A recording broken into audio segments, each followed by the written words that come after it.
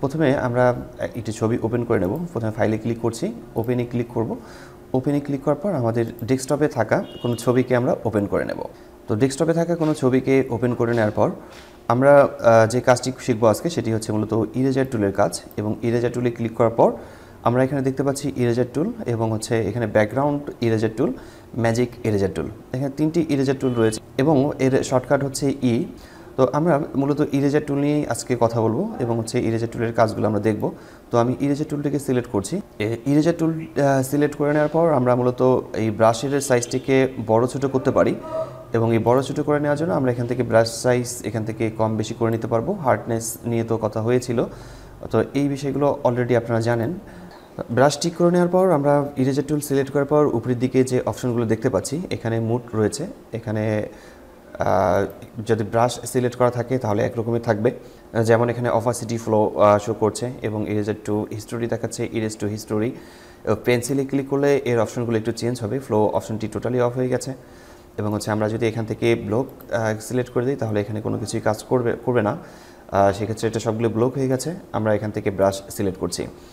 তো এই ছবিটাতে যদি আমরা এই অবস্থাতে কাজ করতে চাই, যেমন আমি এখান থেকে কোনো কিছুকে রিমুভ করতে যাচ্ছি। ইরেজার মানে হচ্ছে কোনো কিছুকে রিমুভ করা। তো আমি এখান থেকে ব্রাশ সাইজটাকে একটু বড় করে নেব। যেমন ব্রাশ সাইজটাকে আমি একটু এখান থেকে বড় করে নিচ্ছি। বড় করে নেওয়ার পর যদি আমি এখান থেকে ড্র্যাগ করে নিই তাহলে ব্যাকগ্রাউন্ড কালার এখানে হোয়াইট রয়েছে। এখন যদি আমি এখানে ড্র্যাগ করে নিই তাহলে ব্যাকগ্রাউন্ডে হোয়াইট কালার শো করছে। আমি কন্ট্রোল অল্টার জেড প্রেস করে আগের অবস্থায় ফিরে আসছি। তো এই অবস্থাতে আমরা এই কাজটি মূলত করব না। ইরেজার টুলের কাজ আমরা এভাবে করব না। আমরা প্রথমে আমাদের যে ছবিটি রয়েছে সেটাকে আনলক করে নেব। তো এই ডান দিকে এখানে লক একটি রয়েছে, এই লকে ডাবল ক্লিক করতে হবে। আর ডাবল ক্লিক করলে যে ডায়লগ বক্সটি এসেছে এখান থেকে আমরা ওকে লেখা দিয়ে ক্লিক করলেই এটি আনলক হয়ে যাবে। দেখেন এখানে যে লক ছিল সেটি এখান থেকে রিমুভ হয়ে গেছে। এরপরের কাজ হচ্ছে যদি আমরা ব্রাশের সাইজটাকে বড় ছোটো করে নিতে চাই তাহলে কিবোর্ড থেকে আমাদেরকে থার্ড ব্র্যাকেট বাটনটিকে চেপে আমরা এটাকে বড় ছোটো করে নিতে পারবো।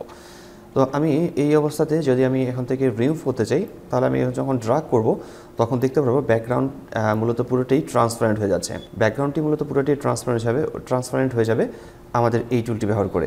এখন আমি কন্ট্রোল অল্টার জেড প্রেস করে আগের অবস্থায় ফিরে আসছি। এখান থেকে অপাসিটি যখন আমরা কমিয়ে দেব, যখন আমরা অপাসিটি এখান থেকে দেখা যাচ্ছে যে আমি 20% রেখে দিচ্ছি। 20% রাখার পর যদি আমি এটাকে ড্র্যাগ করে নিই তাহলে ব্যাকগ্রাউন্ডটি মূলত পুরোপুরি রিমুভ হচ্ছে না, ব্যাকগ্রাউন্ডটি একটি কালার কিন্তু থেকেই যাচ্ছে। আমাদের যে ছবিটি ছিল সেই ছবির একটি কালার এখানে থেকেই যাচ্ছে। আবার এখান থেকে ফ্লো রয়েছে। আমরা যদি ফ্লোটাকে এখান থেকে কমিয়ে দিই, যেমন আমি ফ্লোটাকে এখান থেকে কমাচ্ছি এবং হচ্ছে আমি যদি এখানে ড্র্যাগ করে নিই তাহলে আপনাদের বুঝতে একটু সমস্যা হবে, সেই জন্য আমি অপাসিটি একটু বাড়িয়ে নেব।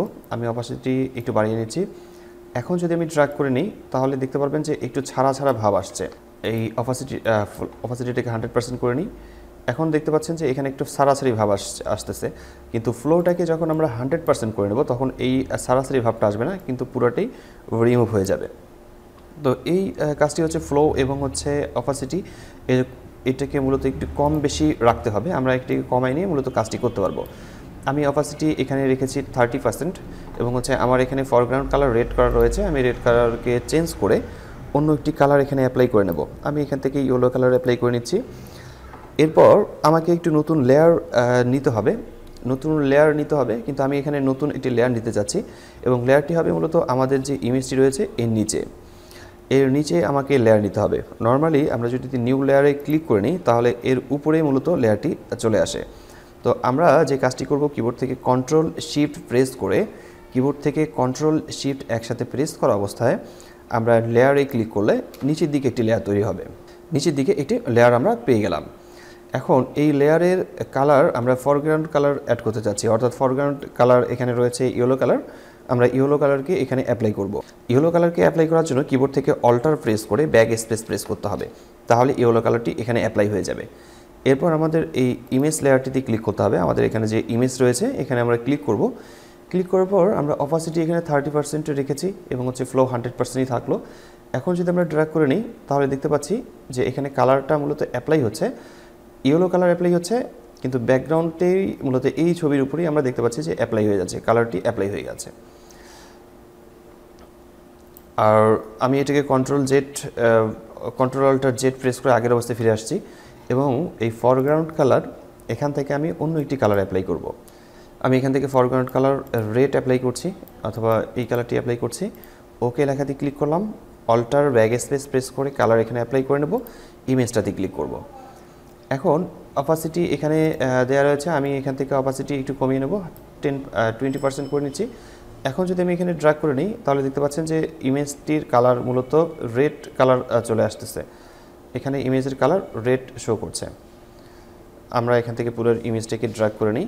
ড্র্যাগ করে নেওয়ার পর আমরা কালার দেখতে পাচ্ছি এরকম শো করছে। এখন যদি আমি এটাকে অফ করে দিই, অফ করে দিলে দেখতে পারবেন যে ব্যাকগ্রাউন্ড মূলত ট্রান্সপারেন্ট হয়েছে, খুব বেশি ট্রান্সপারেন্ট হয়নি, পুরোপুরি ট্রান্সপারেন্ট হয়নি। ইমেজটাকে যদি এখান থেকে আবার লক করে আনলক করে দিই, অফ অন করে দিই, তাহলে আবার দেখতে পারবো যে ইমেজটি এখানে পুরোপুরি শো করছে। তো এভাবে মূলত আমাদেরকে কাজ করতে হবে। এই ইরেজার টুলের কাজই হচ্ছে এটা। আর নিচের দিকে যখন লেয়ার তৈরি করবেন অবশ্যই কিবোর্ড থেকে কন্ট্রোল শিফট প্রেস করে ধরে আমরা এই নিউ লেয়ারে ক্লিক করলে নতুন লেয়ার তৈরি হবে নিচের দিকে। আর এমনিতে এখানে ক্লিক করলে মূলত উপরের দিকে লেয়ার তৈরি হবে। আমরা যখন প্রজেক্টের কাজ করব তখন অবশ্যই ইরেজার টুল নিয়ে অনেক কাজ থাকবে এবং সেখানে আপনাদেরকে বিস্তারিত কাজগুলো দেখানো হবে। ফটোশপের টিউটোরিয়ালটি আজকে আমি এখানে শেষ করছি। দেখা হচ্ছে আগামী নতুন কোনো টিউটোরিয়ালে। ততক্ষণ পর্যন্ত সবাই ভালো থাকবেন, সুস্থ থাকবেন। ধন্যবাদ সবাইকে। আল্লাহ হাফেজ।